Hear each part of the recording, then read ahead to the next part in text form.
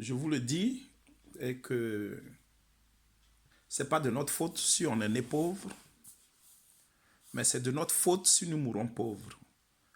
Parce que naître dans une famille pauvre, ce n'est pas une malédiction.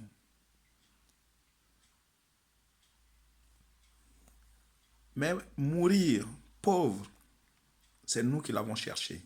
C'est nous qui avons cherché à ne pas prospérer. Donc moi, ce que je peux vous donner, le message que j'ai à vous lancer aujourd'hui, c'est de qu'est-ce que je laisse à mes enfants quand je ne serai plus sur cette terre. Quel impact j'ai fait dans ce monde? Qu'est-ce que, quand je ne serai plus sur cette terre, mes enfants seront-ils à l'aise? Voici la question qu'il faut se poser. Quand tu es un homme, quand tu es une femme, ce n'est pas seulement les hommes qui doivent se battre pour réussir dans leur vie, aussi les femmes. Donc, naître pauvre n'est pas une malédiction. Mais si on meurt pauvre, c'est qu'on n'a pas voulu de se battre. On n'a pas voulu affronter les difficultés de ce monde.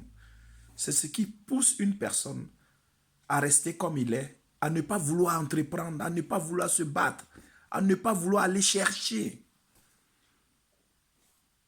Et c'est ce qui fait que beaucoup d'hommes, ils disent, ah, je ne peux rien faire, j'ai tout fait, mais je n'ai pas pu évoluer. Donc voilà pourquoi je suis comme ça aujourd'hui. Ne baissez pas les bras, parce que la vie qui est là, elle est dure. Il n'y a rien de facile sur cette terre. Ce message de motivation que je vous lance ce matin, c'est pour vous dire que même si vous n'avez plus de souffle, le peu de souffle qui reste, continuez à vous battre. Car vous pouvez y arriver. Il faut toujours se battre dans la vie. Demain, vous ne serez plus sur cette terre. Vos enfants ont un exemple sur vous. Ah, mon père, il n'avait rien. On s'est débrouillé, mais on est là. Donc moi aussi, je vais suivre les traces de son père. Parce qu'un enfant, c'est l'exemple de son père qu'il suit. Son père était un battant. Son père se battait. Il courait, il tapait à toutes les portes. Il emmenait de l'argent. Il était toujours en train de se battre. L'enfant, quand il grandit, avec l'image de son père, comment son père se battait dans ce monde-là, pour leur donner de quoi manger, il grandirait avec cette force, cette rage de réussir. Si tu ne l'as pas fait, ton enfant arrivera. Donc, mes frères et sœurs, le conseil que je vous donne, de ne pas baisser les bras. Faites toujours quelque chose. Entreprenez. Créez quelque chose. Battez-vous. Vous y arriverez. Car tout être humain qui est né, même s'il est né pauvre, il ne doit pas mourir pauvre. Il n'y a pas une loi de la nature qui est comme ça. Si nous voulons mourir pauvre, c'est que c'est notre choix personnel à nous.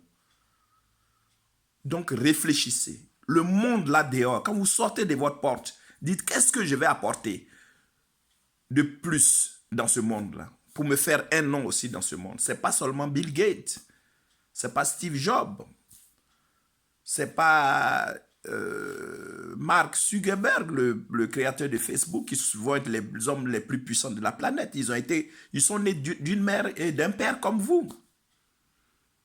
Donc, mes frères et sœurs, cette vidéo de motivation, c'est pour vous dire, réveillez-vous. Réveillez-vous, ne dites pas que je n'ai pas les moyens.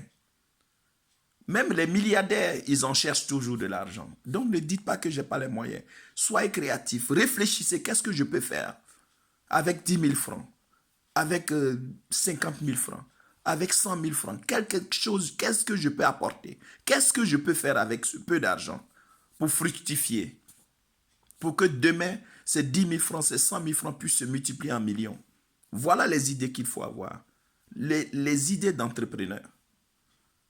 Donc, voici mon message de motivation. Les frères, voici une nouvelle année qui va démarrer. Ayez cette rage de réussir. C'est avec cette rage de réussir que vous pouvez avoir une place dans ce monde qui est aussi difficile. Que Dieu vous bénisse. Et l'année qui va commencer, je sais qu'il y aura des témoignages. Que Dieu vous bénisse.